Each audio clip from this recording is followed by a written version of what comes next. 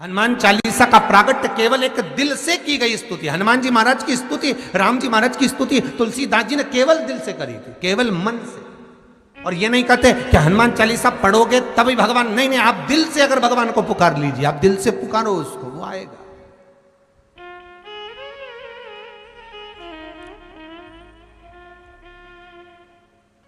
वो प्राप्त होगा हमारा और मिलेगा। उसके मिलन में देरी नहीं हो सकती महाराज, उसके मिलने में कोई चूक नहीं हो सकती, बस मन से पुकारो। भगवान शंकर गदा पर जो बैठे थे भूतेश्वर, उन्होंने कहा हनुमान एक काम करो, तुम्हारे 5 मुंह कर दो। हनुमान जी का पंचमुखी अवतार, तुम अपने 5 मुख करो। और हनुमान जी महाराज ने अपने 5 मुख कर लिए। नरसिंह का अवतार, वराह का अवतार, ऐसे 5 मुख हनुमान जी महाराज ने करे। गरुण अवतार, हनुमान जी ने ऐसे 5 मुख बनाए, एक ऊपर, एक उत्तर, दक्षिण, पूर्व, पश्चिम के मुख बनाकर शंकर भगवान गदा पर थे, गदा सम्मुख में रखकर भगवान शिव बोले मार फूक, और हनुमान जी ने जो फूक मारी 5 दिए एक साथ बुझ गए। राम और लक्ष्मण सामने खड़े मिल गए, सामने खड़े।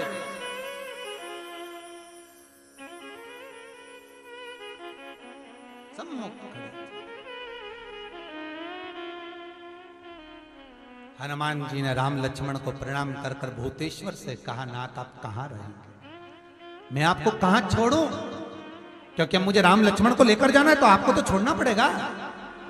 भूतेश्वर नाथ कहते हैं ये जल का जो पात्र भरा हुआ है, ये कलश भरा हुआ है, ये जल के पात्र में मुझे छोड़ दे। हनुमान जी महाराज जल के पात्र में जब छोड़े,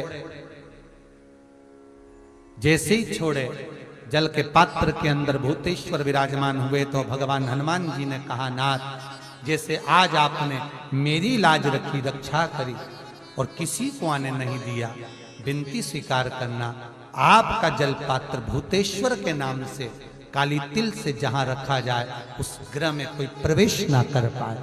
शिव जी ने वचन दे दिया, मेरी चंडियां 64 योगनियां, डाकनी, पिशाचनी, चुड़ैल और भूत इस कलश के विराजमान होते ही सर्वस्व फैल जाते हैं, फिर अंदर कोई नहीं आ सकता, भीतर प्रवेश नहीं हो सकता।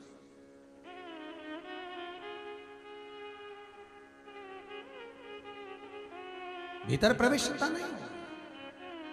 आज भी नियम है महाराज, बहुत ध्यान दीजिएगा। पंचमुखी हनुमान का एक स्मरण, पंचमुखी हनुमान का एक भाव। महाराज जैसे बहुत ज्यादा तकलीफ अगर व्यक्ति को हो गई है, बहुत कष्टमय जीवन चल रहा है, हार गए हर जगह से और तकलीफमय जीवन चल रहा है, तो पंचमुखी हनुमान का एक शिव महापुराण का और स्कंद पुराण का एक बड़ा सुंदर मंत्र है। उस मंत्र को आप सब एक बार हमारे साथ में बोलें। ओम नमो हनुमते रुद्र अवताराय सर्व शत्रु संहारणाय सर्व रोग हराय सर्व वशीकरणाय रामदूताय स्वाहा। बस इस मंत्र को हाथ में काली तिल लेकर, एक जौ लेकर और गूगल लेकर, थोड़ा सा उसमें गाय का घी डालकर, कंडे को या अग्नि को जलाकर इस मंत्र का 11 बार 21 बार जाप कर कर अपनी कामना कर कर छोड़ दीजिए। कैसा भी रोग हो, बीमारी हो, कष्ट हो, दुख हो, तकलीफ हो, 21 दिन के अंदर वो आनंद आना प्रारंभ कर देता है। इस मंत्र, स्कंद पुराण का, शिव महापुराण का ये मंत्र मूल पंचमुखी हनुमान सुख देंगे और सुख देंगे। और एक और चीज याद रखिए महाराज,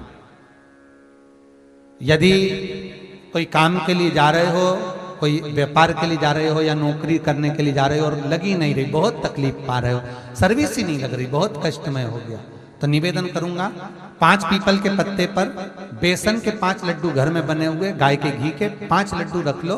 उस लड्डू के बीचों बीच एक आटे का दिया और उसमें तिल्ली का तेल डालकर इसी मंत्र का प्रयोग कर कर पंचमुखी हनुमान का किसी भी हनुमान के मंदिर में जाकर, दक्षिण मुखी हनुमान के मंदिर में जाकर उसको रख कर आ जाइए। इसके बाद आप उस काम के लिए जाइए, आपका काम सफल हो जाएगा।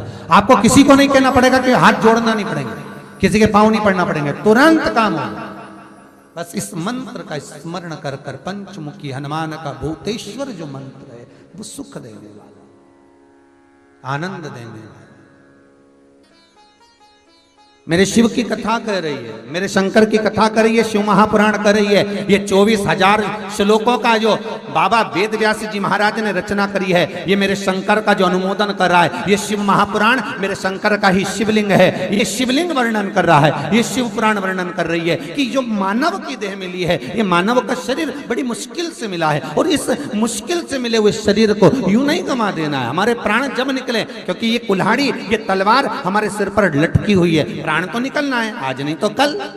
बस अंतर इतना है कि तुम स्माइल देकर प्राणों को छोड़ो, चाहे रोकर प्राणों को छोड़ो, पर मरना तो पड़ेगा, निश्चित है। एक विश्वास रखो शिव पर, एक भरोसा रखो मेरे शंकर पर।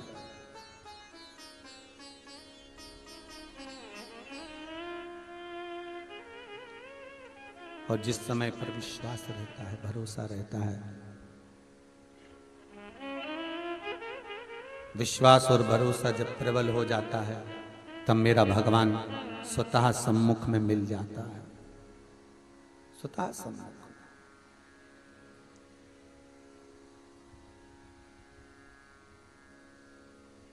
आज भगवान शिव की कथा कहती है कि देवर्षि नारद का जो अभिमान था वो भगवान विष्णु ने डिगा दिया, भगवान शिव ने डिगा दिया।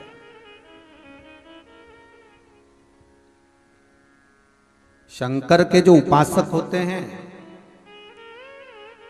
शिव का जो भजन करने वाला होता है, शंकर का जो उपासक होता है, उसके लिए शिव का जो भगत होता है, शंकर का जो उपासक होता है, वो अपने लिए कभी नहीं कहता, उसके लिए संसार कहता है।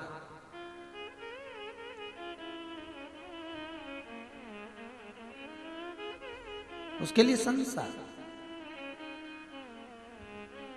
ये मेरे भारत की भूमि के संत, साधु, सन्यासी, तपस्वी, साधक, उपासक, ये भारत की भूमि के नागा साधु, ये भारत की भूमि के संत, महंत, महात्मा, शंकराचार्य, पीठाधीश, मठाधीश, महामंडलेश्वर आदि आदि जो पद हैं हमारी भारत की भूमि के, इस जननी मातृभूमि के जितने भारत की भूमि के संत हैं, साधु हैं, सन्यासी हैं, तपस्वी हैं, साधक हैं, उपासक हैं, ये अपनी मस्ती में रहते हैं। आप कुंभ के मेले में, अभी हरिद्वार का कुंभ आएगा, आप जाकर दर्शन करना, कोई नागा साधु आप बैठे अपनी चिलम लगा रहे आलमस्त होकर, उसको कोई मतलब नहीं कि कौन उनका फोटो खींच रहा है, उसको कोई मतलब नहीं कि कौन क्या कर रहा है, कौन वीडियो बना रहा है, कौन क्या कर रहा है, उसको तो अपनी मस्ती में रमा हुआ है, वो अपनी अलमस्तता में रह रहा है, वो अपनी मस्ती में अपना आनंद पा रहा है, वो अपनी मस्ती में सुख पा रहा है।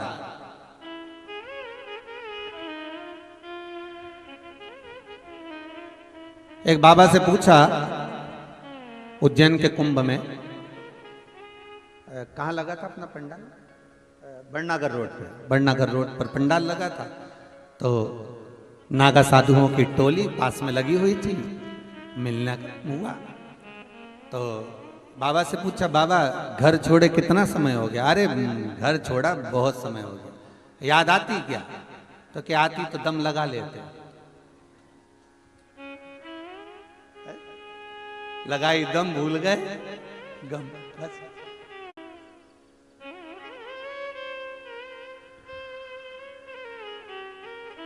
बाबा परिवार में और सब तो होंगे ना, तो होंगे बस। अब वो तो कहे, आओ महाराज बैठो तुम भी दम।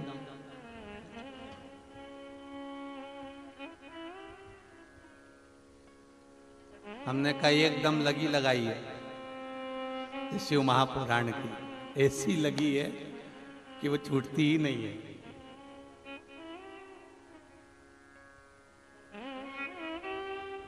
उन्होंने एक सुंदर सी लाइन सुनाई थी, वो मैं कई बार कथाओं में बोल चुका, बहुत सुंदर लाइन है महाराज, कि वो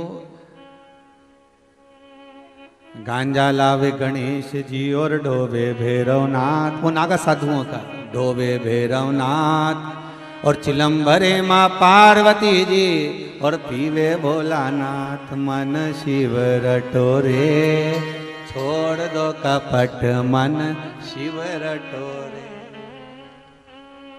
उनके शब्द थे, जब मन में चिंता व्याप जाए, जब मन में कुछ ऐसे काम लोभ विषय वासना आसक्ति तृष्णा बहुत व्यापने लगे, तो वो नागा साधु वो संत कहते हैं कि बस उस चिंता को मिटाने के लिए जो चिता को संभालने वाला चिंतन करने योग्य जो है वो शिव, वो ओघड़दानी, वो भूतेश्वर, वो त्रिकालदर्शी, वो कैलाशी अविनाशी, बस उसका स्मरण कर लीजिए तो सारी चिंता अपने आप मिट जाती है। बस उसका भरोसा करो, उसका भजन करो, उसका स्मरण करो, उसका स्मरण कर लीजिए, उसका भजन कर लीजिए। और जब आप उसके भजन में डूब जाओगे, उसके स्मरण में आप जब डूब जाओगे, तो आप रूप आपको सुख का भान हो जाएगा, आप रूप आपको आनंद का भान हो जाएगा।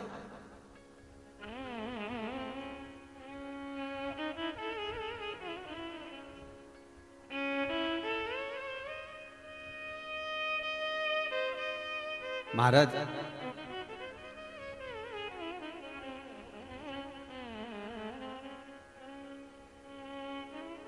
हमें सुख और दुख का भान कब होता है? जब हम संसार को अपना समझते हैं।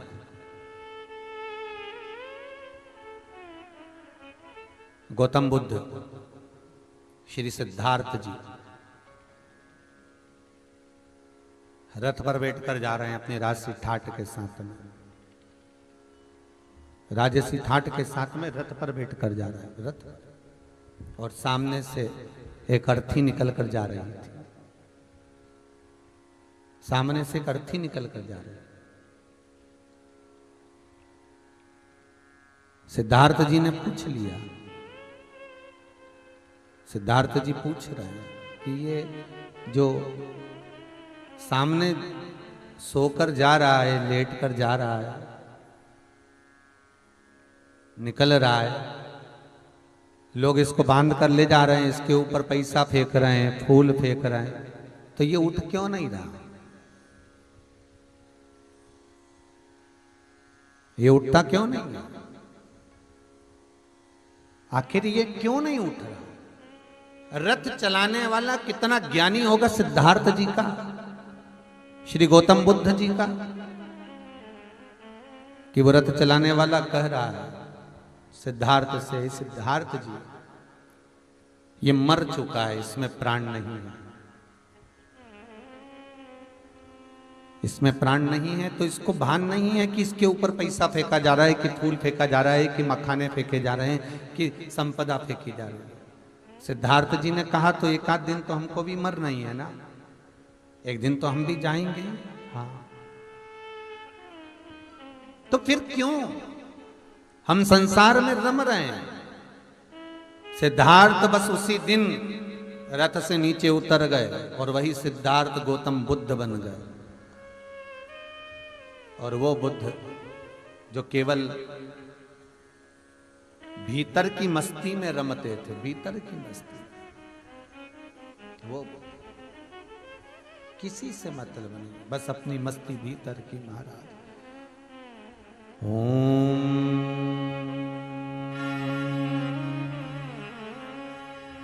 नमः शिवाय। ओम नमः शिवाय। भीतर की मस्ती में रमो।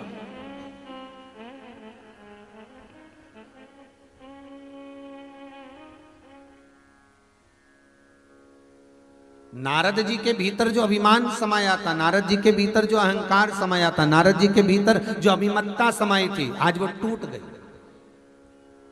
ब्रह्मा जी के भीतर जो अभिमत्ता थी वो भगवान ने तोड़ दी। अब ब्रह्मदेव को बुलाया है भगवान शंकर ने, और भगवान ने ब्रह्मदेव को बुलाकर कहा कि अब सृष्टि का संचालन करिए, सृष्टि की रचना करिए। सृष्टि की रचना करना प्रारंभ किया, और जब सृष्टि की रचना करना प्रारंभ किया, महाराज ब्रह्मदेव से कहा सृष्टि बनाओ, तो ब्रह्मा जी कहते हैं सृष्टि कैसी बनाना है वो आप बताओ। भगवान शंकर सृष्टि बनाना बता रहे हैं। भगवान शिव ने कहा अगर इस सृष्टि की रचना करना है तो एक पुरुष और एक स्त्री, इन दो को प्रकट करना पड़ेगा, और ये पुरुष और स्त्री जो प्रकट होंगे ये संपूर्ण सृष्टि का आनंद करा देंगे। ब्रह्मा जी ने कहा कैसी सृष्टि आप बता दीजिए। तो शंकर भगवान ने अपना अर्धनारीश्वर स्वरूप का दर्शन ब्रह्मदेव को दे दिया, और ब्रह्मा जी ने जब सृष्टि रचना प्रारंभ करी तो भगवान शंकर का जो स्वरूप ब्रह्मदेव ने देखा, बस उसी को देखकर ब्रह्मा जी ने सृष्टि की रचना करना प्रारंभ कर दी, और पुरुष और स्त्री इन दोनों को मिलाकर एक मनुष्य बना दिया।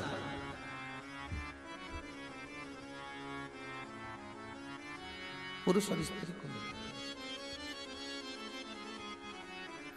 शंकर भगवान ने अर्धनारीश्वर स्वरूप का जो दर्शन कराया है, शंकर ने अर्धनारीश्वर स्वरूप का जो दर्शन दिया है वो इसलिए दिया था कि पुरुष बनाना और स्त्री बनाना।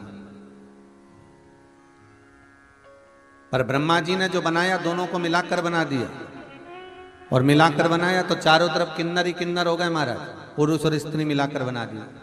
अब भगवान विष्णु और भगवान शंकर दोनों भ्रमण करने के लिए मृत्यु लोक पर आए, तो उन्होंने देखा कि किन्नर ही किन्नर नजर आ रहे थे, तो भगवान विष्णु को हंसी आ गई। और भगवान विष्णु को जैसी हंसी आई तो भगवान विष्णु ने तुरंत हंसते हुए कहा देखो आपने ब्रह्मा जी को कहा था सृष्टि बनाने के लिए, कैसी सृष्टि बनाई है। शंकर भगवान ने ब्रह्मा जी को बुलाया, ब्रह्मदेव ये तुमने क्या बना दिया। ब्रह्मा जी बोले आप ही ने तो बोला था कि पुरुष और स्त्री बनाना है, आप ही ने अर्धनारीश्वर स्वरूप का दर्शन दिया था, इसलिए मैंने बना दिया। भगवान शंकर ने कहा ब्रह्मदेव हमने कहा था आधे पुरुष बनाना आधी स्त्री बनाना, मतलब दो पुरुष बनाओ तो दो स्त्री बनाओ, एक पुरुष बनाओ तो एक स्त्री बनाओ, पर तुमने तो दोनों को मिलाकर बना दिया। ब्रह्मा जी बोले गलती हो गई। अब भगवान विष्णु को तो आ गई हंसी, और जैसे ही भगवान विष्णु को हंसी आई, हंसी आते से उसी समय पर भगवान शंकर ने कहा ए नारायण आपने गलती करी है, आप इन ब्रह्मा की बनाई हुई सृष्टि पर हंस रहा, इन किन्नरों पर, गलती है आपकी। भगवान शंकर कहते हैं नारायण कभी पांव से विकलांग व्यक्ति को देखकर, लूले को देखकर, लंगड़े को देखकर, अंधे को देखकर, नैनों से विहीन को देखकर, श्रवण शक्ति से विहीन व्यक्ति को देखकर, वृद्ध को देखकर, अति बहुत कोई दुर्बल है, बहुत कोई मोटा है, वाणी से हकलाता हो, तोतरा बोलता हो, नैनों से विहीन हो, ऐसे व्यक्ति को देखकर कभी हंसना नहीं, कभी मुस्कुराना नहीं। क्यों? क्योंकि शास्त्र कहता है कि एक जन्म 84 लाख योनियों में से 7 जन्म वैसे ही लेना पड़ते हैं जिसके ऊपर तुम हंसे हो, और एक जन्म भोगने का होता है।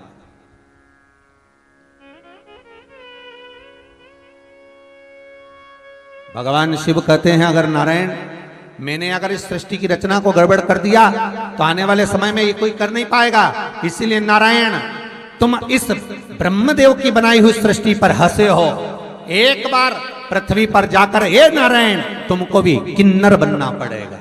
और भगवान विष्णु को भी किन्नर बनना पड़ा पृथ्वी पर आकर, जब भगवान कृष्ण अवतार में आए, जब भगवान कृष्ण बनकर आए द्वापर में, उस समय पर जब कौरव और पांडवों का युद्ध चल रहा है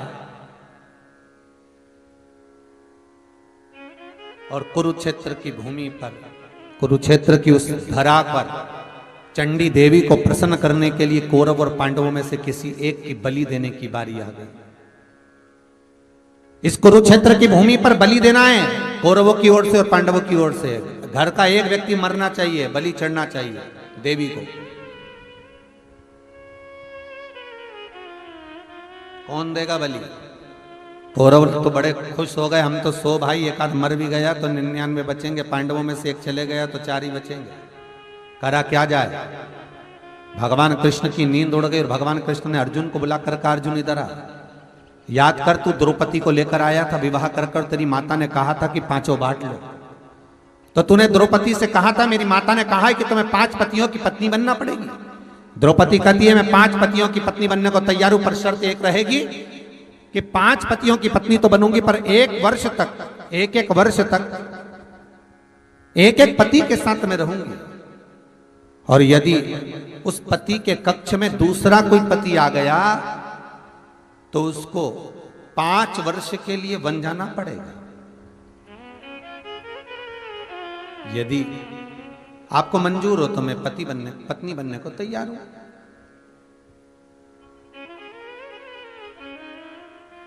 मुझे कोई दिक्कत नहीं, पत्नी बन जाती, मैं पत्नी बनने को तैयार हूं। ठीक है। 5 पतियों ने मिलकर वचन दे दिया द्रौपदी को, आपके कक्ष में जब आप एक पति के साथ रहोगी तो दूसरा कोई पति नहीं आएगा। अब लीला देखिए कितनी विचित्र थी। भीम के कक्ष में द्रौपदी है और एक ब्राह्मण के बच्चे को शेर उठाकर ले गया।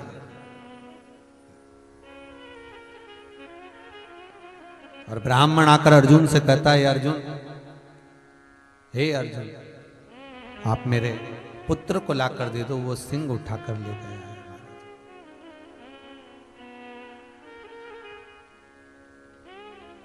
मेरे पुत्र को ला दीजिए।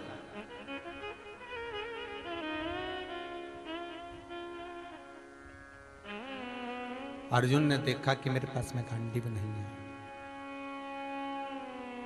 क्योंकि गांडीव तो भीम के कमरे में रखा हुआ है, भीम के कक्ष में। अर्जुन दौड़ कर गए भीम के कक्ष में, गांडीव को उठाया और दौड़ कर पहुंच गए ब्राह्मण के बच्चे को बचाने के लिए। ब्राह्मण के बच्चे को बचाकर तो लिया है अर्जुन, पर महाराज द्रौपदी ने कह दिया आप 5 वर्ष के लिए वन चले जाइए। अर्जुन 5 वर्ष के लिए बन गए तो भगवान कृष्ण करें, अर्जुन तू जब 5 वर्ष के लिए बन गया था तो तूने नागों की कन्या उलूपी के साथ में विवाह किया था, उससे एक तेरा पुत्र हुआ था जिसका नाम था आरावन। जाओ उसकी बलि चढ़ाएंगे, उसको लेकर आओ, है तो तुम्हारा ही पुत्र, और पांडवों के वंश का कोई चाहिए बलि चढ़ाने के लिए तो जाकर लेकर आओ, जाओ जरा लेकर आओ उसको।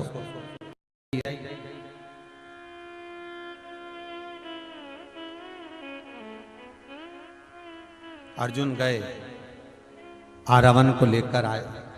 आरावन कहता पिताजी चिंता मत करना, एक एक कौरवों को काट काट कर मार दूंगा, तुम चिंता क्यों करते हो, मैं हूं पिताजी, क्या चिंता करना। भगवान कृष्ण आए आरावन के पास, आरावन हमें तुमसे युद्ध नहीं लड़वाना, आरावन हमें तुमसे युद्ध नहीं करवाना,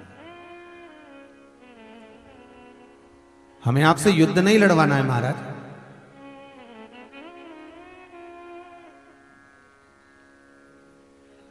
हमें तो केवल आपकी बलि चढ़वाना है, केवल बलि।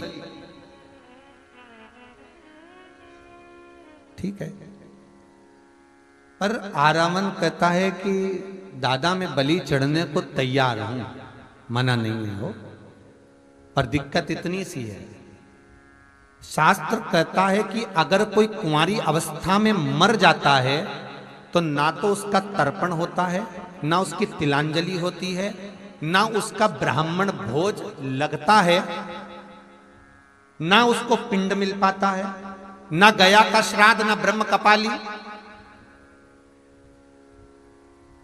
कोई कुंवारी अवस्था में मर गया तो उसको ना तो तर्पण होगा, ना तिलांजलि होगी, ना जल मिलेगा, ना ब्राह्मण भोजन करेगा तो भाग मिलेगा, वो तो बस व्यर्थ ही हो गया। और यदि मैं आज कुंवारा मर गया तो मुझे भी कोई जल का भाग नहीं मिलना, कोई तर्पण भी करेगा तो पानी नहीं मिलना है। अगर कोई मुझे भोजन भी देगा तो भोजन नहीं मिलना है, आज मुझे कुछ प्राप्त होगा ही नहीं।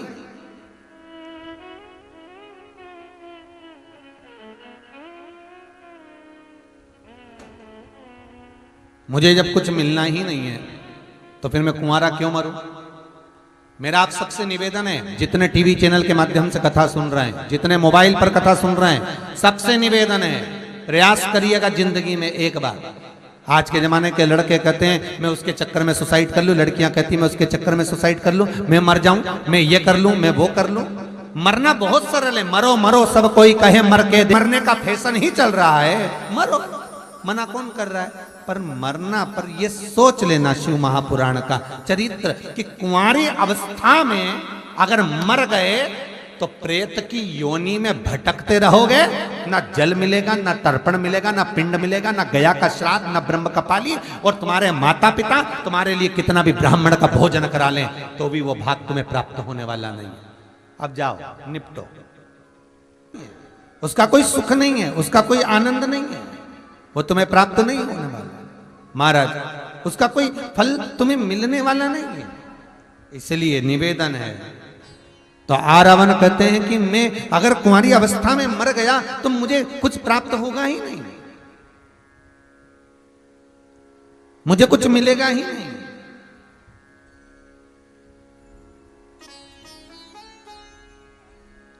क्या करें हम?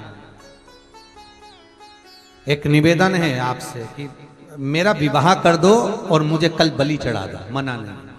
अब ईमानदारी से बोलो रे भाई, सबको मालूम है कि ये कल मरने वाला है तो इसको लड़की कौन देगा? कन्या दे तो दे कौन इसको, जब कल मर ही रहा है तो कौन कन्या देगा? और कह दिया बस मेरा शादी कर दो, कुंवारा नहीं मरूंगा, शादी कर दो फिर इसके बाद मरेगा। ठीक है, भगवान कृष्ण ने अर्जुन, नकुल, सहदेव, भीम, युधिष्ठिर सबको बुला कर कहा इसके लिए लड़की ढूंढो, आज ही का दिन है, बस आज की रात, बस फिर तो कल मरना ही है। अब कौन लड़की दे? कोई नहीं दी। फिर नैनों में जल भर गए, अब करें क्या? भगवान कृष्ण ने मन में सोचा अब कोई कन्या नहीं मिल रही, रात्रि का समय हो गया, मध्य रात्रि होने वाली है, केवल आज की ही रात बाकी है। और भगवान कृष्ण को याद आ गया कि शंकर भगवान ने कहा था कि तुम इन ब्रह्मा की बनाई हुई सृष्टि पर किन्नरों पर हंसे हो, इसलिए मृत्यु लोक में जाकर तुम्हें किन्नर बनना पड़ेगा। भगवान कृष्ण समझ गए कि आज मुझे इस आरावण के लिए इसकी पत्नी बनना पड़ेगा, तो भगवान कृष्ण ने किन्नर का रूप रख लिया और किन्नर का रूप रखकर आरावण से शादी कर ली भगवान कृष्ण। आरावण से विवाह करा और विवाह करने के बाद रात्रि के समय पर विवाह करा, सुबह भगवान कृष्ण के सम्मुख में वो आरावण का सम्मुख में बलि चढ़ गई, भगवान के नैनों से जल बह निकला। इसलिए आज भी किन्नरों का एक रात्रि का विवाह होता है, एक घड़े के साथ आरावण के साथ होता है आज भी। इसलिए किन्नर गले में मंगलसूत्र पहनते हैं, मांगों में सिंदूर डालते हैं, पांव में बिछुड़ी पहनते हैं, हाथों में चूड़ियां पहनते हैं। इसलिए किन्नरों की दुआ और बद्दुआ दोनों लगती है। क्यों? क्योंकि उनका जो पति होता है एक कलश, कलश नहीं, वो आरावण है। इसलिए हमारे यहाँ शुभ शकुन में, अच्छे कार्य में हम किन्नरों को बुलाते हैं, कुछ नेक जोक देते हैं, उनको विदा कर देते हैं।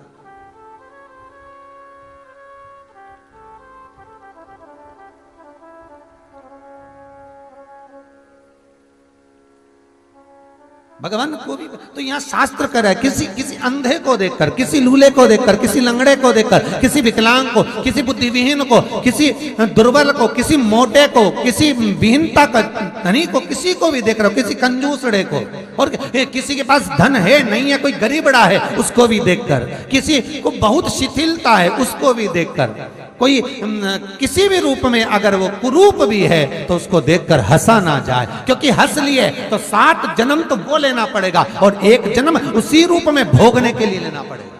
84 लाख योनियों में ये योनियां भी बढ़ जाती है मनुष्य की, इस रूप में हमें जन्म लेना है।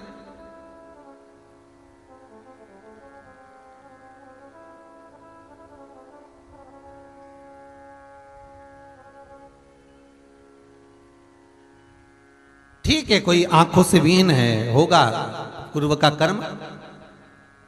इसी बात पर एक प्रश्न कर दिया था किसी ने महाराज, दिल्ली शालीमार बाग की कथा में, जब तुल्ली परिवार कथा कराए तो उसमें एक प्रश्न आया था शालीमार बाग की कथा में कि महाराज जी, सूरदास जी ने कौन सा ऐसा पाप कर्म कर दिया था जो सूरदास जी की आंखें चली गई। देखिए प्रश्न बड़ा विचित्र, जो भगवान कृष्ण की इतनी भक्ति करते हैं सूरदास, भगवान कृष्ण की अविरल भक्ति में डूबे हुए हैं, जिन्होंने इतने सुंदर पदों को गाया और भगवान कृष्ण उनके सम्मुख में प्रकट हो जाते हैं, ऐसे सूरदास ने क्या कर दिया था। तो शास्त्र कहता है ये सूरदास कौन है, तो कहा ये उद्धव जी हैं। उद्धव भांडिर वन में बिना पूछे बिना जाने प्रवेश कर गए, और भांडिर वन में राधा जी की अष्ट सखियों में से एक सखी ललिता जी पहरा देती थी। ललिता जी ने कह दिया, रे आंखों से अंधा हो गया क्या, मुझसे पूछना था, बात करना थी, फिर प्रवेश करना था।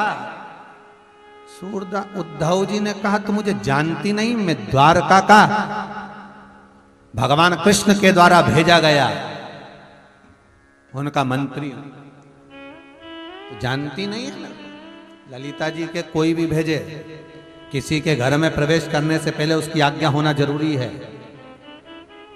किसी मंदिर में जा रहे हो तो पहले मंदिर के पंडित जी से पूछो, मैं भगवान को पूजन कर लूं मैं।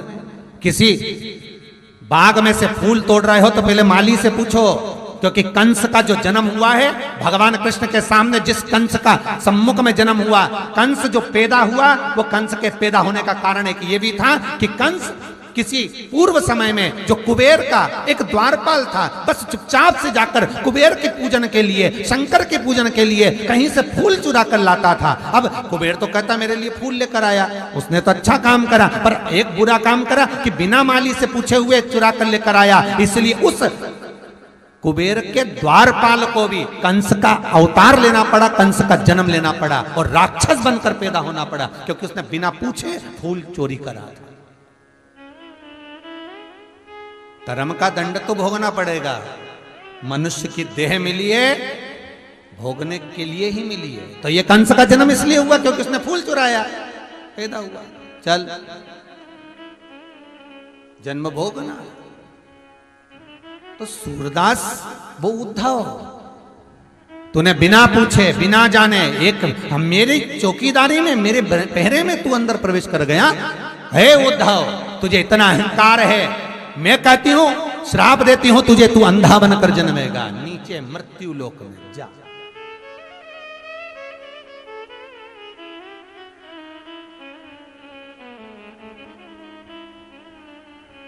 अंधा बनकर जन्मेगा। सूरदास जी को जैसे उद्धव जी को कहा तो उद्धव जी ने तुरंत कहा कि तुमने मुझे श्राप दिया है। ए ललिता जी, मैं भी आपको श्राप देता हूं कि इस सूरदास के लिए आपको एक जन्म मृत्यु लोक में लेना पड़ेगा, और मैं इस ब्रज रज में कृष्ण के लिए आया हूं। जब तक आप मुझे मिलोगी नहीं तब तक मुझे भी कृष्ण मिलेगा नहीं, इसलिए मृत्यु लोक में एक जन्म तुम्हें और लेना पड़ेगा। और हुआ कब? जब अकबर की धर्मपत्नी जोधाबाई स्नान करने के लिए सरोवर पर गई तो इसको एक लड़की पानी में डूबती हुई दिखी। जोधाबाई तैरना बहुत अच्छा जानती थी, सुंदर भी बहुत थी। जोधाबाई कूद गई उस सरोवर में, और जोधाबाई कूदी और तुरंत उस कन्या को बचा कर लेकर आई। जोधाबाई ने पूछा, बेटा तुम कौन, तुम्हारा नाम क्या है? कन्या कहती, मुझे मालूम नहीं। क्या नाम है तुम्हारा? मैं जानती नहीं। कहाँ की रहने वाली हो? पता नहीं। जोधाबाई को लगा इसका कोई नहीं तो ये मेरी बेटी बनकर रहेगी। जोधाबाई ले गई अपने महल में, उसको छुपा कर रख दिया, किसी को बताना नहीं है बेटा, किसी से मिलना नहीं, तू चुपचाप रहना हो। कन्या रोज श्रृंगार करती, शाम के समय छत पे जाकर खड़ी हो जाती। एक दिन जोधाबाई ने पूछ लिया, बेटी तुम बाहर जाकर छत पे खड़ी होती हो बड़ा सुंदर रूप रखकर, रोज शाम को छत पर क्यों जाती हो? कन्या कहती है, माँ इस समय पर मेरे प्रीतम के आने का समय है, वो गैया चरा कर आता है शाम के समय। जोधाबाई समझ नहीं पाई, इतना सुंदर श्रृंगार कन्या करती थी। तो जोधाबाई ने एक बार कहा, कितना सुंदर श्रृंगार तुम करती हो तुम्हारा, एक बार मेरा भी कर दो ना, क्योंकि मैं बूढ़ी हो गई। और मैं बूढ़ी हो गई तो अकबर नई नई रानियों को देखता है, मेरी जैसी बूढ़ी को नहीं देखता। मां इतनी सी बात कर दूंगी। आज जोधाबाई का श्रृंगार उस कन्या ने कर दिया, इतना सुंदर श्रृंगार उस कन्या ने करा। और जोधाबाई सजकर जब राजा के महल के सामने से निकली तो अकबर ने द्वारपालों को कहा, जाकर पता करो कौन सी राजकुमारी निकल कर गई इतनी सुंदर, जाओ जरा मालूम करो, देखो जरा इतनी सुंदर कौन गई। द्वारपाल जोधाबाई को लेकर आए। जोधा, तू बूढ़ी होकर इतनी सुंदर कब हो गई? जवान सी, युवान सी, इतनी सुंदर कैसे हो गई? जोधाबाई बोली, बस मैंने श्रृंगार करा। तो तेरा श्रृंगार किसने करा? बस मैंने, तू नहीं कर सकती जोधा, सत्य बता तेरा श्रृंगार किसने करा है? जिसने इतना सुंदर श्रृंगार करा कि बूढ़ी को जवान कर दिया, वो कितनी सुंदर होगी? अकबर ने कहा, अब तो वो मेरी रानी बनेगी। कहां है वो? किसने श्रृंगार करा तेरा? बता। जोधाबाई छुपा छुपा कर रह गई। अंत में अकबर नहीं माना, जोधाबाई के कक्ष में चला गया। जिस कक्ष में जोधाबाई के गया, कन्या निकलकर छत पर जा रही थी। अकबर का आगमन होता है और उस कन्या का इतना सुंदर स्वरूप था कि अकबर उसको अपना बनाने के लिए हाथ पकड़ता है। पकड़ते से ही अकबर के शरीर में लकवा लग जाता है और अकबर मूर्छा खाकर जमीन पर गिर जाता है। पूरा शरीर कांपने लगा, पांव हाथ, लकवा लग गया, शरीर स्थिर नहीं, हिल रहा है, गिर गया, पड़ा है। सारे वेद डॉक्टरों को बुला गया, अकबर ठीक नहीं हुआ।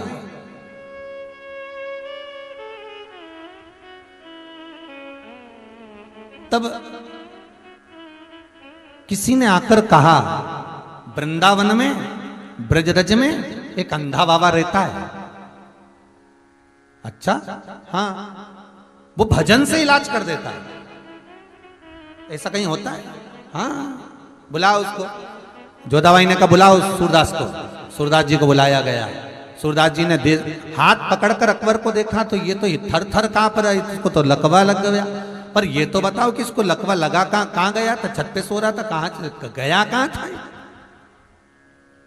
कहीं ठंडी में पड़ गया, कहीं कुछ ताप पड़ गया, हुआ क्या इसको? ये तो बताओ। कुछ भी नहीं हुआ। एक कन्या का हाथ पकड़ लिया। ओ, कन्या का हाथ पकड़ा तो ये गति हो गई। सूरदास जी बोले, उस कन्या का हाथ एक बार मैं भी पकड़ूंगा। इतने में तो जोधाबाई बोली, वो कन्या जहां से निकलती है पूरा मोहल्ला खाली हो जाता है। उसका केवल स्पर्श अकबर ने करा तो अकबर का यह हाल हो गया, और किसी से को छू ले तो उसका क्या हाल होगा? इसलिए कोई उससे मिलता नहीं है। नहीं नहीं, कन्या का तो हाथ स्पर्श करूंगा मैं। बुलाओ सूरदास जी। बोले सूरदास जी अपने कमरे में जाने लगे, कन्या को बुला कर लाओ। जैसे ही दरवाजे से सूरदास निकल रहे थे, कन्या सुंदर श्रृंगार कर कर आनंद करती हुई कन्या अपने लहंगे को हिलाती हिलाती दरवाजे पर पहुंच गई। और जो कन्या पहुंची, पहुंचते से सूरदास को देखकर बोली, क्यों रे अंधे? सूरदास जी को आवाज समझ में आ गई। सूरदास जी बोले, ललिता तू यहां? सूरदास जी बोले, ललिता तुम? हाँ। ललिता बोली, सूरदास तेरे लिए आना पड़ा, तेरे लिए। ललिता जी, तुम्हें जान नहीं पाया अकबर, इसलिए उसने स्पर्श करा और उसे लकवा लग गया। ठीक कर दो इसको। ललिता जी बोली, मैं तो नहीं कर सकता। तो फिर मैं आपको स्पर्श कर लूंगा ललिता जी। सूरदास जी ललिता के हाथ को जैसे ही पकड़े, पकड़ते से ही ललिता जी का शरीर भस्म हो गया। सूरदास जी ने अपने तन पर भस्म को धारण किया, वो भस्म अकबर को लगाया। अकबर उठ बैठा और सूरदास जी वो भस्म लेकर अपने हृदय में लगाकर वृंदावन चले गए। ब्रज की रज में डोलते डोलते चंद्र सरोवर पर पहुंच गए। और चंद्र सरोवर पर सूरदास जी बैठकर नहाते नहीं है चंद्र सरोवर, क्योंकि नहाऊंगा तो मेरी ललिता जिसका स्पर्श मात्र से मुझे कृष्ण मिलने वाला है वो चले जाएगा। इसलिए स्नान तक नहीं कर रहे, बैठे चंद्र सरोवर पर जल का आचमन कर रहे हैं, पर देख रहे हैं।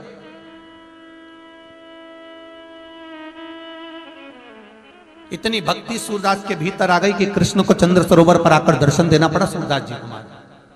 कृष्ण भक्ति कितनी प्रबलता है।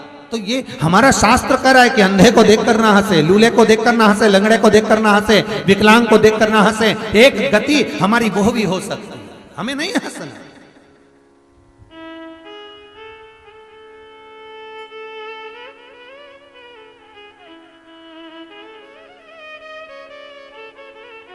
देखो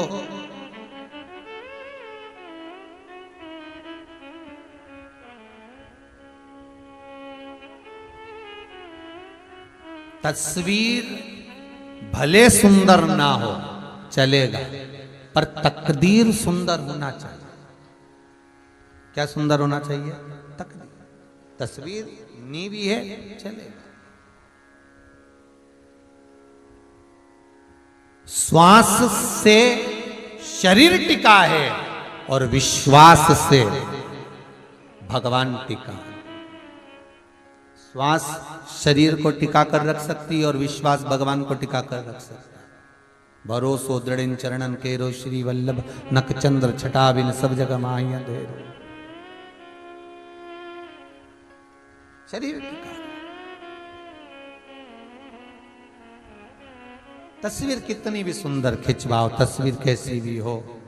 और फिर निवेदन है, खुशियां तकदीर में होना चाहिए। बाद में तो तस्वीर में कोई भी मुस्कुरा देता है, कोई भी मुस्कुरा देगा, पर प्रसन्नता तो तकदीर में हो। दुख भी मिले, कोई शब्द भी कहे, अपशब्द भी कहे, ताने भी दे, कुछ भी कहे, पर आपके चेहरे पर प्रसन्नता होना चाहिए।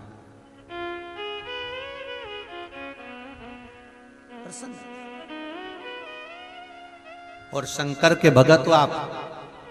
इस भारत की भूमि के जितने लोग देश विदेश में बैठकर इस शिव महापुराण की कथा को सुन रहे हो, कई लोग तो निरंतर सुन रहे हैं, कोई कोई मोबाइल पर, रात में, दिन में, कई का तो मन करता रहे दिन भर। ये चित्तवृत्ति में आपकी जो कथा बैठी है शंकर की, शिव महापुराण, तो ये शंकर ने जो अलमस्तता आपको दी है, शिव जैसी मस्ती में रहो। अलमस्त, कोई कुछ भी कहे, अपने को मस्ती में रहे,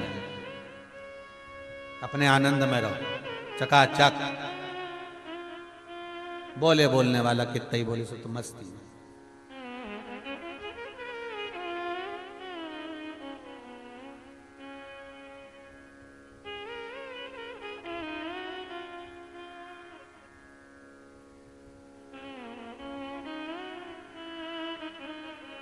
महाराज, जब जीवन में दुख भी आए और व्यक्ति के चेहरे पर प्रसन्नता होती है, तो भगवान कहता है कि ये मेरा जीव है, ये मेरा अपना।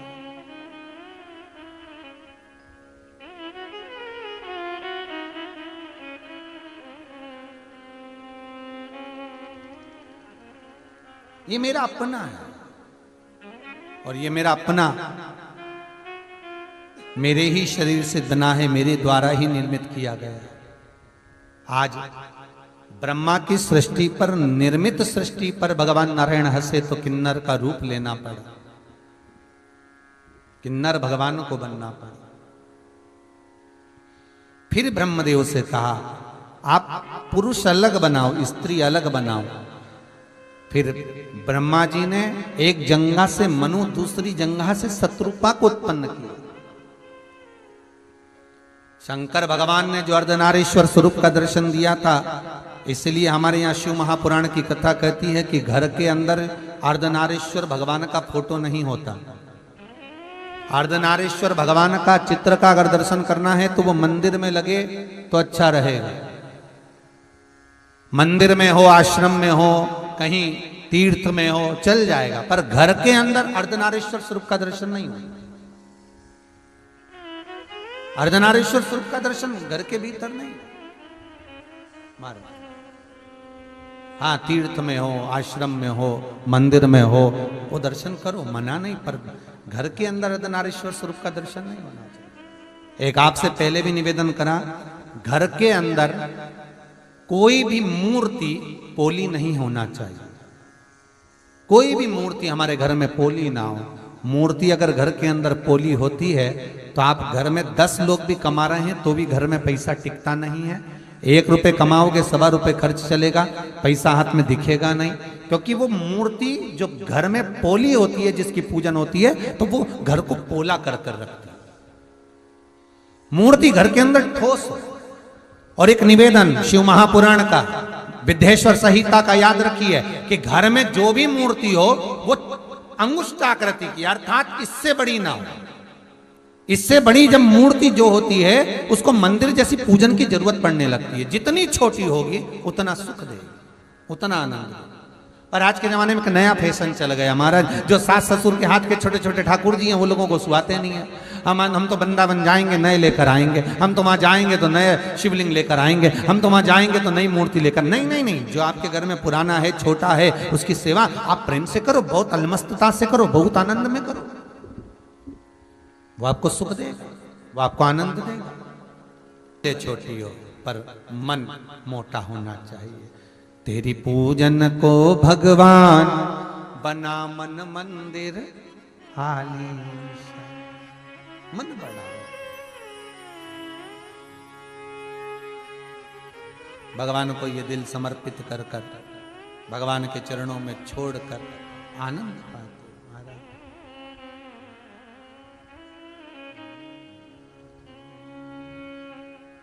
तूने ऐसा डमरू बजाया, तूने ऐसा डमरू बजाया, मेरा मन हर लिया। ओ भोलेनाथ मेरा मन हर लिया।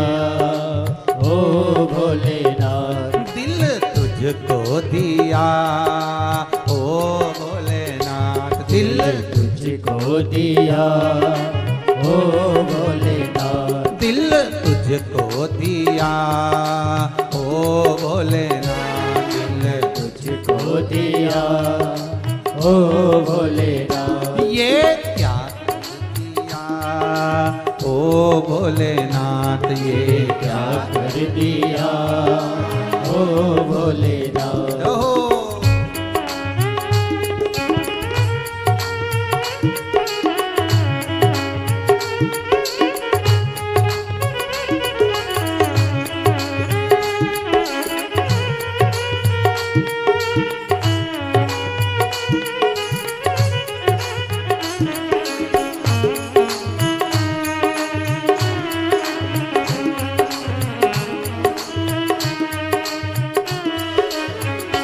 तेरे चरणों में ध्यान लगाया। तेरे चरणों में ध्यान लगाया। तेरे चरणों में ध्यान लगाया। तेरे चरणों में ध्यान लगाया। मुझे अपना लिया। ओ भोलेनाथ मुझे अपना लिया। ओ भोलेनाथ दिल तुझको दिया। ओ भोलेनाथ दिल तुझको दिया।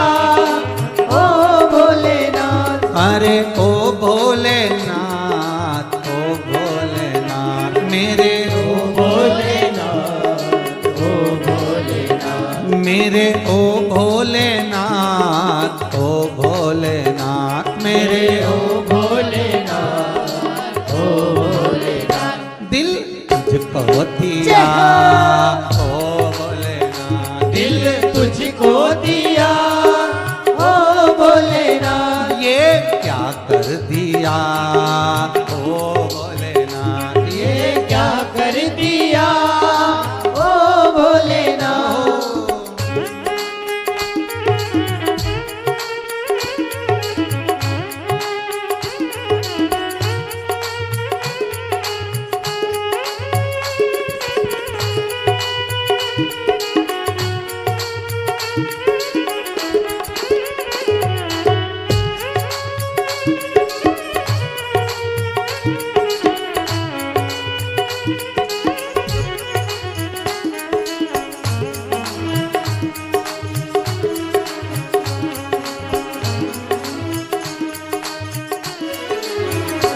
मैं तो बैठी थी गंगा किनारे, मैं तो बैठी थी गंगा किनारे, मैं तो बैठी थी गंगा किनारे, मैं तो बैठी थी गंगा किनारे, मैं तो बैठी थी गंगा किनारे, मैं तो बैठी थी गंगा किनारे, मैं तो बैठी थी गंगा किनारे, मैं तो बैठी थी गंगा किनारे।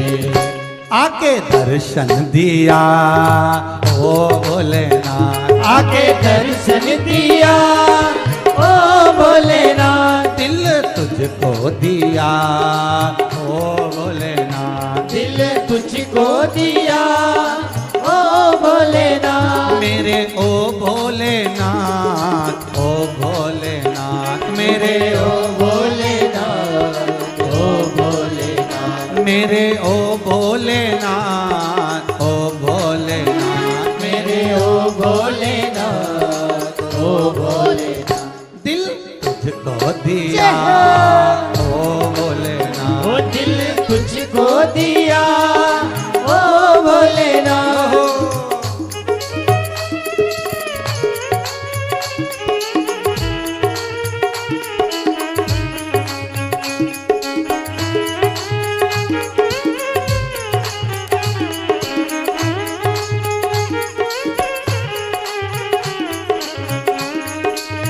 बैठे हो काशी नगरिया, तुम तो बैठे हो काशी नगरिया, तुम तो बैठे हो काशी नगरिया, तुम तो बैठे हो काशी नगरिया, तुम तो बैठे हो काशी नगरिया, तुम तो बैठे हो काशी नगरिया।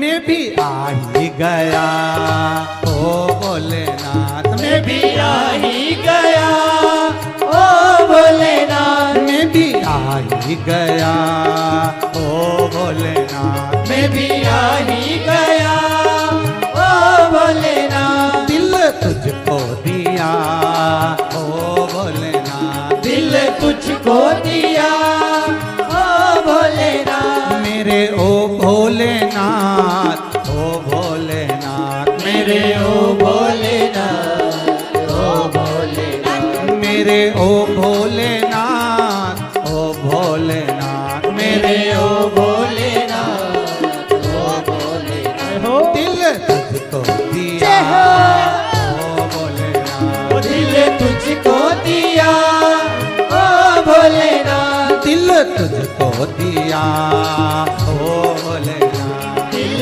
तुझको दिया ओ भोलेनाथ।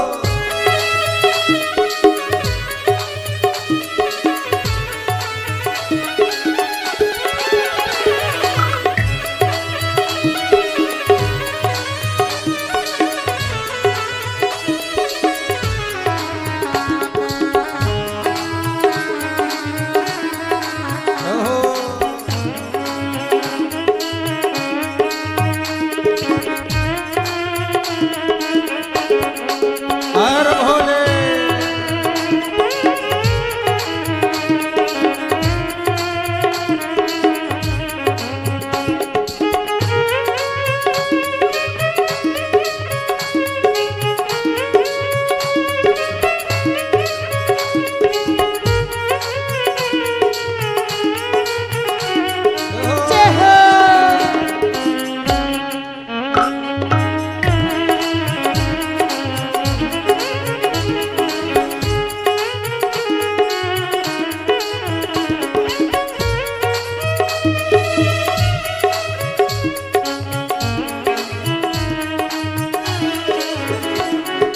ऐसा डमरू बजाया, तूने ऐसा डमरू बजाया, तूने ऐसा डमरू बजाया, तूने ऐसा डमरू बजाया, तू बजाया, तूने ऐसा डमरू बजाया, तूने ऐसा डमरू बजाया,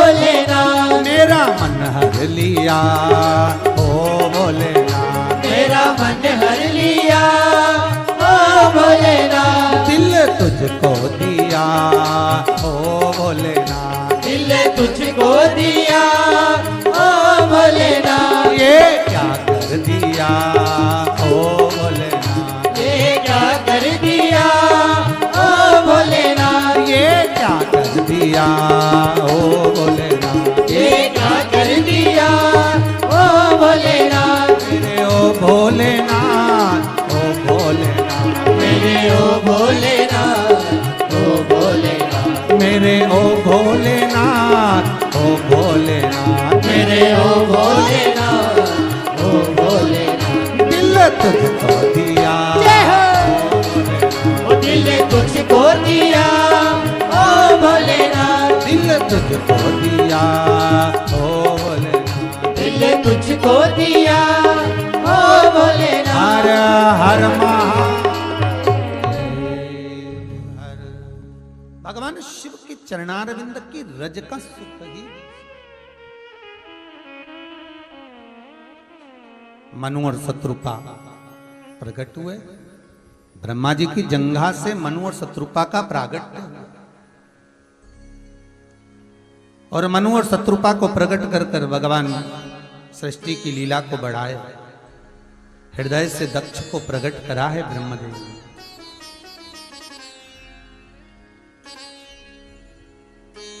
और हृदय से दक्ष जब प्रकट हो गए, मनु शत्रुपा का प्रागट्य हो गया, समय आया उत्तानपात प्रियवत कन्या देहूति प्रसूति आकुति का प्रागट्य, उनका मंगल विवाह। उसमें एक चरित्र है माता प्रसूति का जो दक्ष के साथ किया।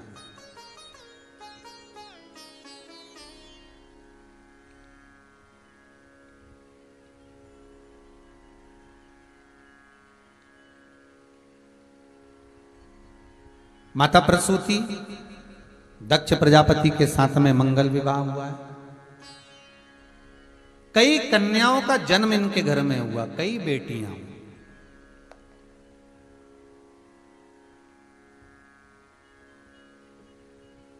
बहुत ध्यान देना, 3 के भाग्य का धन हर व्यक्ति को मिलता है। पहला बेटी के भाग्य का, दूसरा गौमाता के भाग्य का, तीसरा संत ब्राह्मण के भाग्य का। इनके भाग्य का कभी नहीं घट सकता। तुम्हारे घर में अगर बेटी ने जन्म लिया है, चिंता बिल्कुल मत करना, एक रत्ती की भी मत करना।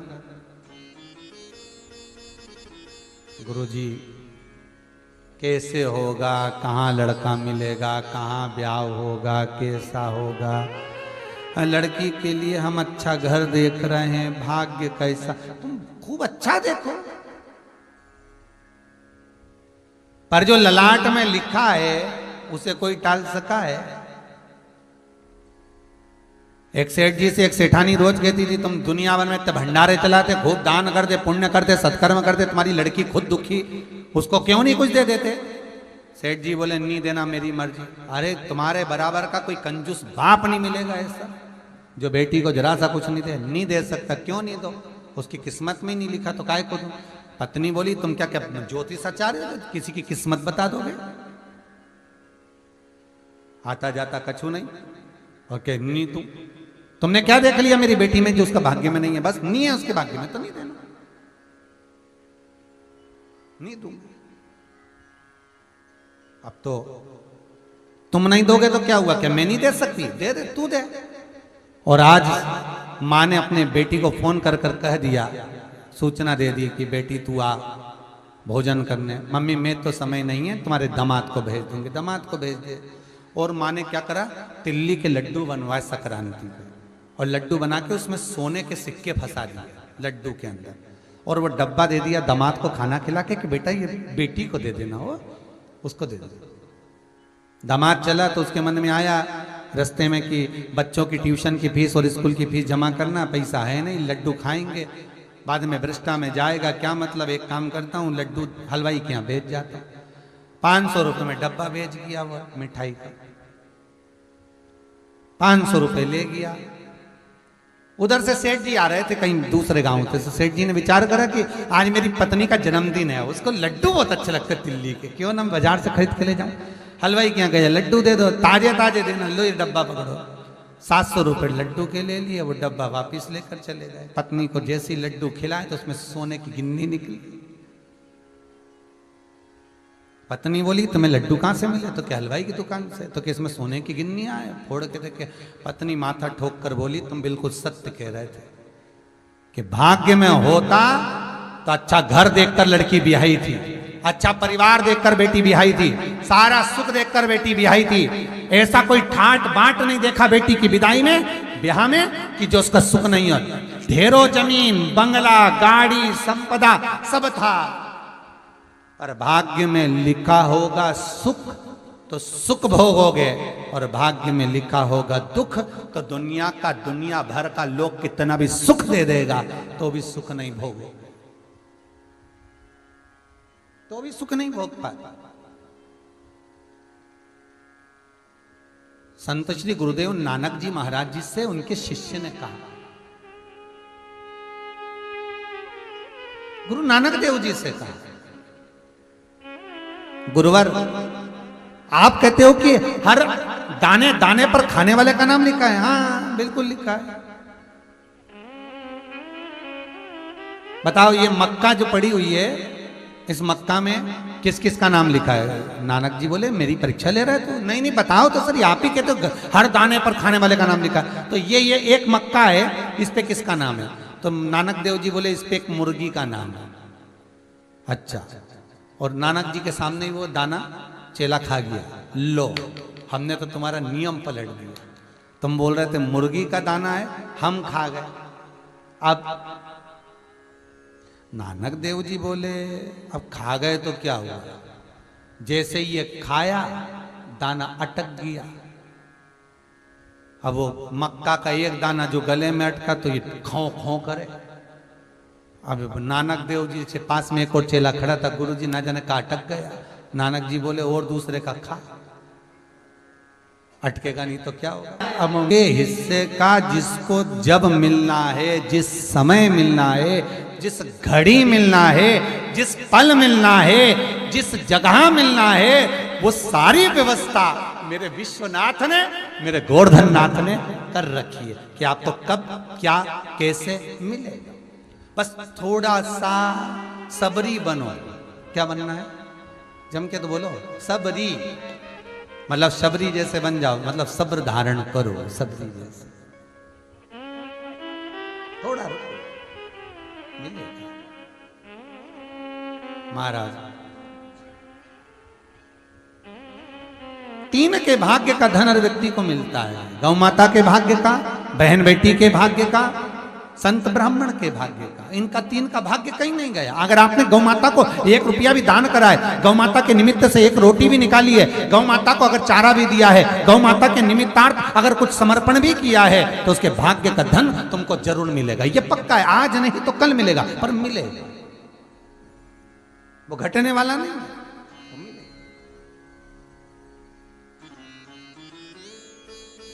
महाराज बहन बेटी के भाग्य का कहीं नहीं जाता, वो मिलता है। संत ब्राह्मण को अगर कुछ दिया है, 1 गिलास पानी भी पिलाया है, 1 अन्न का दाना भी खिलाया है, तो वो घटने वाला नहीं घटेगा। आज कितने लोग आजीवन भोजन भंडारे के सदस्य बने।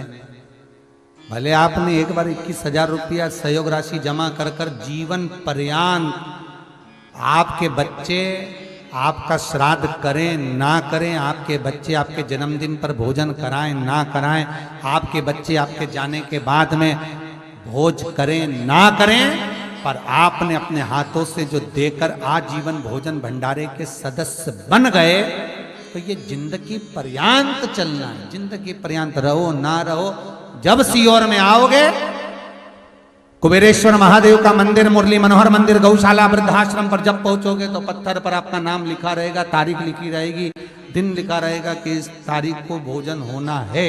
और इनकी तरफ से होना है, तो कम से कम अपनी व्यवस्था तो अपन ने कर दी। आज निश्चितता का भाव तो किया, घटा नहीं, वो बढ़ने ही वाला है। गौ माता को दिया गया, बहन बेटी को दिया गया। और बहुत ध्यान देना, अगर घर में बहन बेटी आए बड़े प्रसन्न होना है, बिल्कुल चौकीदारी नहीं करना कि हमारे बहन बेटी आ गई। कई लोगों की आदत रहती है, भाभियां भी चौकीदारी करे, बताओ जी जी आ गई, ना जाने क्या क्या ले जाए। बच्चों से कह दिया जा दादी के कमरे में बैठ जा, बच्चे बोले मम्मी तू तो हमेशा बोलती थी पढ़ने बैठ जा, और आज कह रही कि दादी के कमरे में बैठ जा। मैंने बोला ना जब तक बुआ जी यहाँ रहे तू दादी के कमरे में रहना। हो दादी के कमरे में बैठ गया, पांव लटका के पलंग पे। दादी बोले चल पढ़ने जा, नहीं जाऊंगा। बुलाऊं तेरी मम्मी को, बुला लो, उन्हीं ने कहा जब तक बुआ रहे तब तक ही रहे, नहीं जाऊंगा। दादी समझ गई चौकीदार के कैमरा लगाया, कैमरा फिट किया।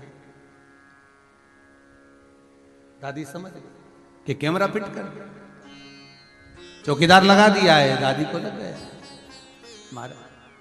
अब निवेदन है, चौकीदारी कहाँ करना, बहन बेटी के भाग्य में जितना होगा उतना लेकर जाए।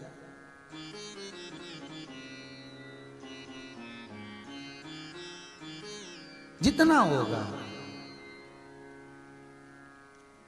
एक हमारे जजमान रहते विदिशा में, अग्रवाल जी,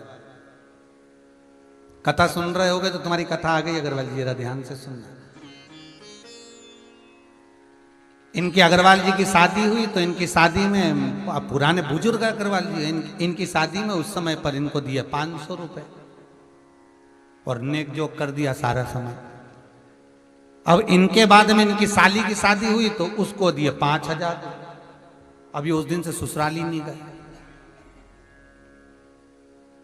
तो हमने पूछा अग्रवाल जी तुम्हारी ससुराल कहाँ? तो गुरुजी ये मंडी जी के आगे कहीं, कौन सा गंज, नरसुल्लागंज, अब्दुल्लागंज कहीं, माँ हमारी ससुराल। हमने कहा ठीक, तो तुम जाते क्यों नहीं है? तो पत्नी बोली गुरुजी इनको इतनी मिर्ची लगी हुई है, हमारे बहन की शादी में 5000 दिया और इनकी शादी में 500।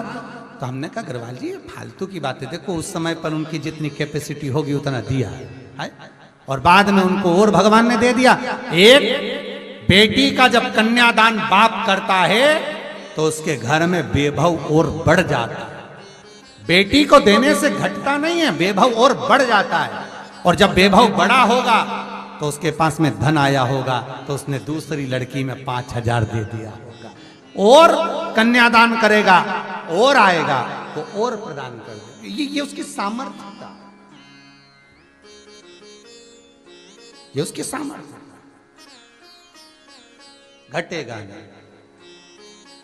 दक्ष प्रजापति की यहाँ 60 कन्याओं का जन्म हुआ, संतान फिर दक्ष प्रजापति पुत्रों का जन्म हुआ था। नारद जी ने भगवत भजन में लगा दिया।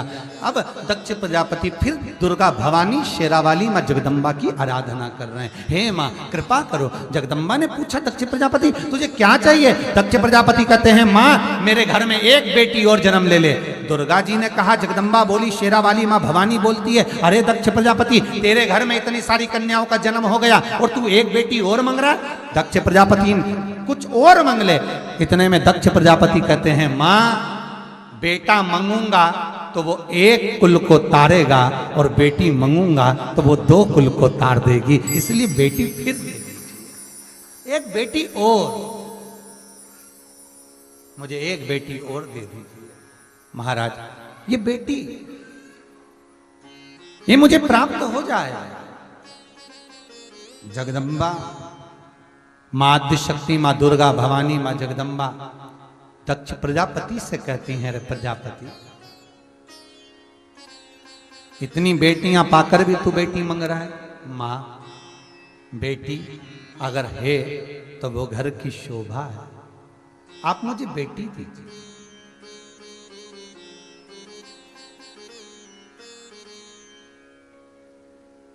मुझे बेटी दे दो बस।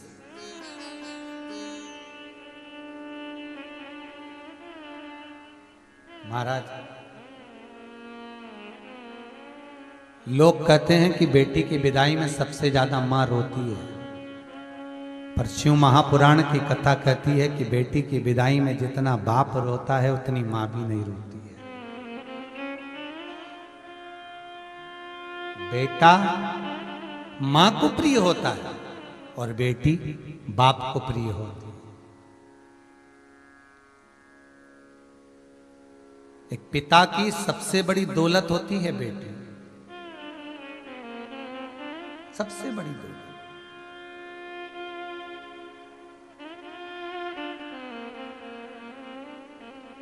बेटी बाप की एक जायदाद है। लोग भले कहते हैं कि बेटी की विदाई में मां रोती है, पर शिव महापुराण कहती है कि जब पार्वती जी विदा हुई थी तो हिमालय राज पत्थर भी रो दिया था। हिमालय राज, ये मेरी बेटी है।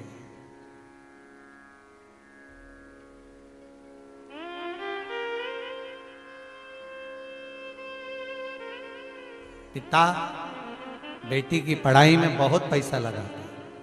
पिता बेटी की घर के लोग कहते हैं इतना मत पढ़ाइए, दूसरे कॉलेज में पढ़ने मत भेजो, इतने बाहर दूसरी जगह पर बच्चों को पढ़ने मत भेजो, कब लड़कियां गलत संगत में पड़ जाएगी मालूम नहीं पड़ेगा। ये पिता से कहा जाता है, मां से नहीं, बाप से बोला जाता है। हर जगह पर मत भेजो पढ़ने।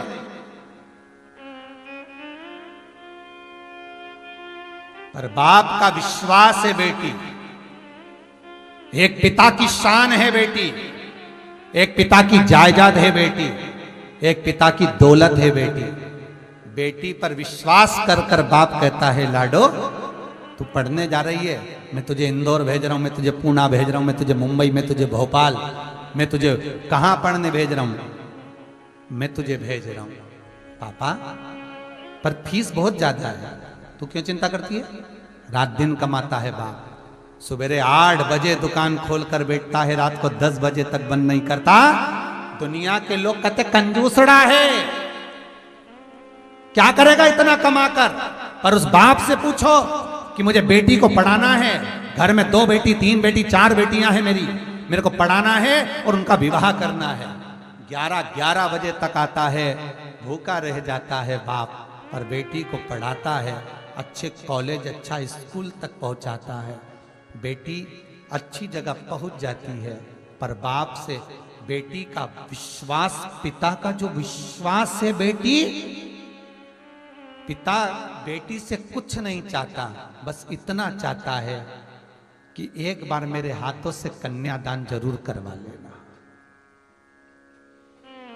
उसने अपनी सारी दौलत लगा दी, जायदाद लगा दी, संपदा लगा दी, उसने अपना पूरा वैभव लगा दिया, अपना जवानी उस बाप ने बेटी के पढ़ाई में लगा दी, बर्बाद कर दिया, समय अपना कमा कमा कर बेटी की पढ़ाई में लगा दी। बस एक बाप की दिली इच्छा होती है कि वो बेटी का कन्यादान करे, और बेटी से निवेदन है तो अपने पिता के विश्वास को तोड़ना मती। अगर तेरे सर्विस लाइफ में, अगर तेरे स्कूल लाइफ में, अगर तेरे कॉलेज लाइफ में कोई मिल भी गया तो निवेदन है उस बाप का मुख सामने जरूर देख लेना कि मेरे पिता ने कहा है कि उस पिता का विश्वास ना टूटे। मेरा बाबुल, अगर सत्यवान के साथ सावित्री का विवाह हुआ था तो पिता को बाद में मालूम पड़ा कि तेरे पति की उम्र कम है, तो सावित्री कहती है पिता अगर तूने कन्यादान करा है, किसको मालूम कौन कम मर जाए। ये तो मालूम पड़ गया सावित्री को, सावित्री के पिता को, कि ये मरने वाला है सत्यवान। तो पिता तू चिंता मत करना, तूने बेटी को जन्म दिया है और बेटी का कन्यादान करा है, बिल्कुल चिंता मत करना। तेरी बेटी, अगर तूने कन्यादान करा है पिता, तो ये बेटी अपने पति के भी प्राण यमराज से छुड़ा कर ले आएगी, और लाई वो सावित्री सत्यवान के प्राण छुड़ा कर। केवल एक पिता से, एक पिता की जो विश्वास है, एक पिता का जो आनंद है, एक पिता का जो भाव है, बेटियों से निवेदन उसको तोड़ने मत देना। एक बाबुल ने अपनी संपदा लगा दी तुम्हें पढ़ाने में, एक पिता ने अपनी दौलत लगा दी तुम्हें पढ़ाने में, उसको डिगने मत देना रे। मां बेटे को ज्यादा चाहती है और बाप बेटी को बहुत चाहता है। जब बेटी चली जाती है ना, मां पर तो कोई बात नहीं, पर पिता पर बहुत असर पड़ता है। क्योंकि जब दुकान से आता था, जब कहीं से आता था, बेटी दौड़कर पापा पानी लाऊं क्या, अभी बेटी दौड़कर पानी लाती।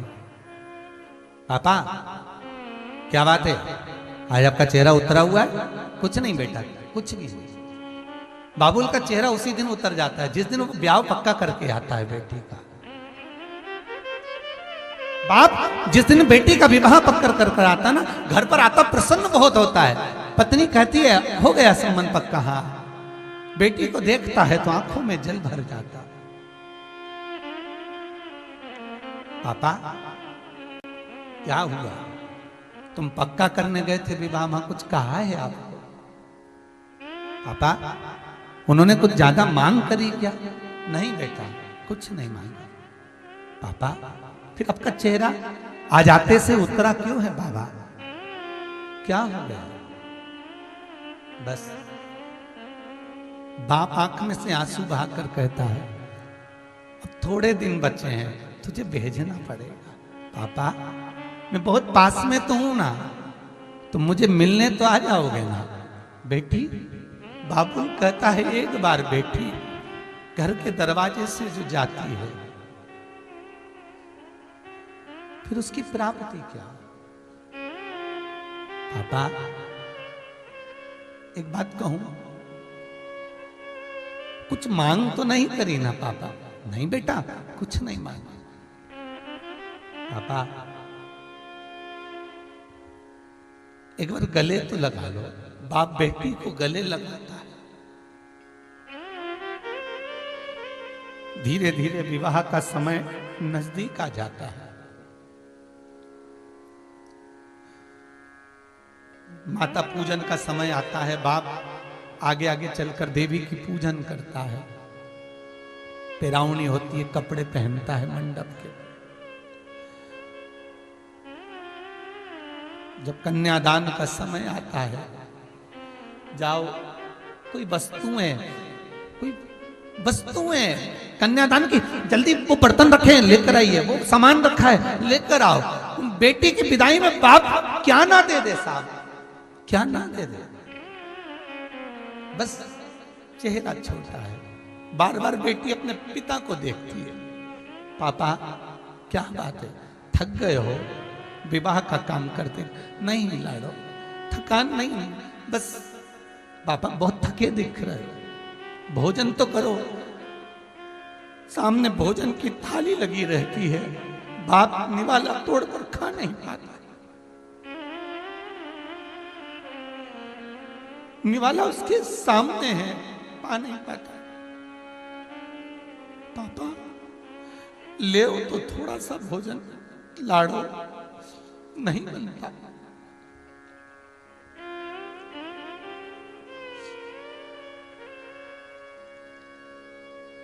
धीर बनाओ पत्नी। पिता देख रहे हैं। धीरे धीरे भावर पूरी हो जाती है। विदाई का समय आता है। सखियां, सहेलियां, चाची, काकी सब सामने होती है, पर विदाई में पिता कहीं छुप जाता है। उसको ढूंढा जाता है। बुलाओ, पिता से एक बार मिला दो। जाती है।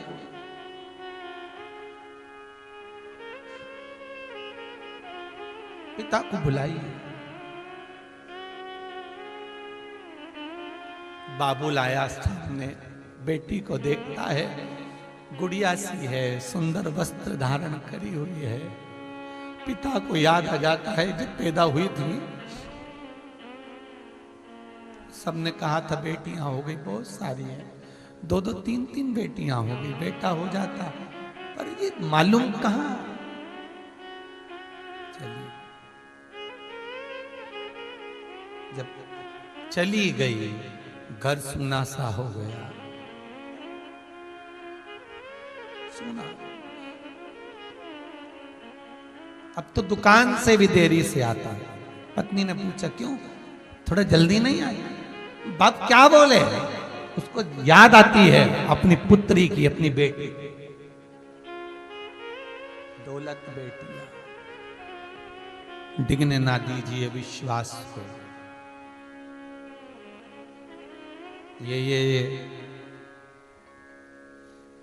ये दुनिया में जो ये लव जिहाद चल रहा है, अलग अलग लोग लड़कियों को गुमराह कर कर उसको फंसा कर उसके साथ शादी कर कर उसकी जिंदगी बर्बाद कर रहे हैं। उन बेटियों से मेरा एक करबद्ध निवेदन है, इस लव जिहाद पर ध्यान देना, भटक मत जाना, अपने पिता के विश्वास को टूटने मत देना। एक बाप की दौलत है बेटी, उसका विश्वास ना डिगे। ऐसों के चक्कर में मत पड़ जाना कि जिंदगी नरक जैसी निकल जाए। पिता को कन्यादान का मौका जरूर देना, पिता को कन्यादान का मौका अवश्य दे। ये दौलत फिर दूसरा ना। थोड़ा पिता क्रोधी होता है, बेटियों पर गुस्सा भी करता है, पिता शब्द अपशब्द भी कह देता है बेटियों को, पर बेटियों को पापा से प्रेम होना चाहिए।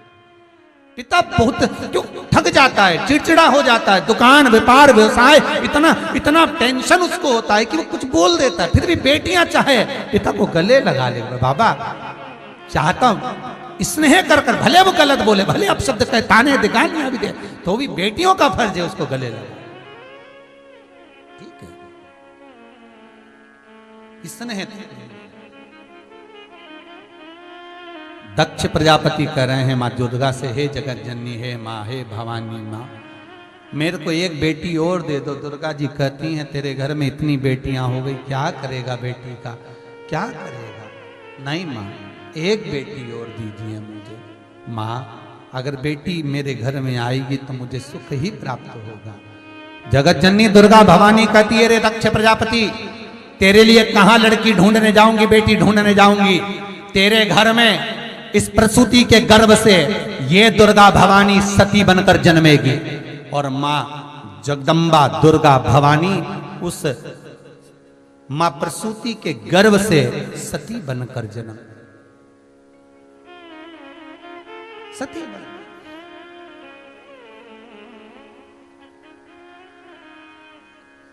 मां अंबा सती बनकर जन्मी।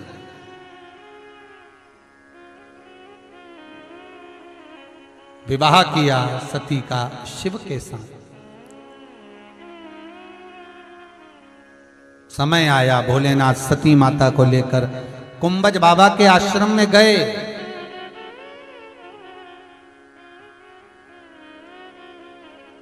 कुंभज बाबा के आश्रम में पहुंचकर सुंदर कथा का रसतत्व ग्रहण करने गए। रसतत्व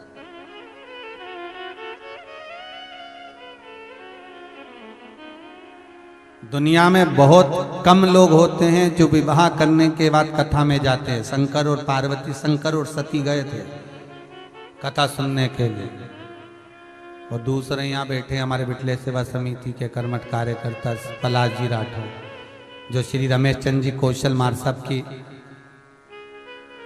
जो कथा यहाँ चल रही है ऑनलाइन, उसका प्रतिनिधि के रूप में बैठे। इनके भी शादी के भी 5 दिन ही हुए, 6-7 ही दिन हुए होंगे, 5-6 दिन। मंगल विवाह उन्हें शिव और सती कुंभज ऋषि के आश्रम में कथा सुनने के लिए गए थे, अगस्त ऋषि। नहीं तो आज के जमाने में तो एक ये ट्रेड हो गया, एक फैशन हो गया कि शादी हो तो घूमने जाओ।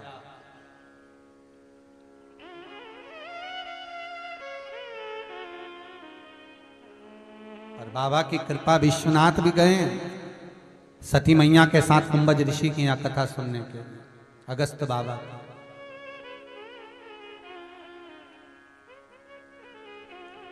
सती चलो कथा सुनेंगे, सती पहुंची कथा सुनने, पर सती का चित्त नहीं लगा।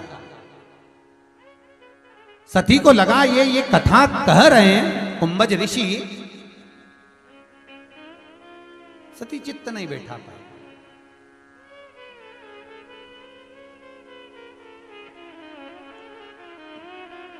जब मन नहीं लगा कथा में, सती बीच मार्ग में से माता सती शिव जी के साथ में जब चली, राम जी का दर्शन हुआ है, बाबा भोलेनाथ प्रणाम करा। सती ने पूछा ये कौन है? भगवान कहते हैं कि जिसकी कथा सुनकर आ रहा है वही तो दर्शन दे रहा है। रामचरितमानस में तुलसीदास जी लिखते हैं कि हम जिनकी कथा सुनकर जाते हैं चाहे राम कथा सुनो, कृष्ण कथा सुनो, शिव कथा सुनो, जिसकी कथा हम श्रवण कर कर जा रहे हैं, अगर विश्वास रखकर हमने कथा का रस तत्व ग्रहण किया है तो वो परमात्मा का दर्शन आपको 7 दिन के अंदर जरूर होगा, ये पक्का है। वो होगा और मिलेगा, मिलेगा जरूर।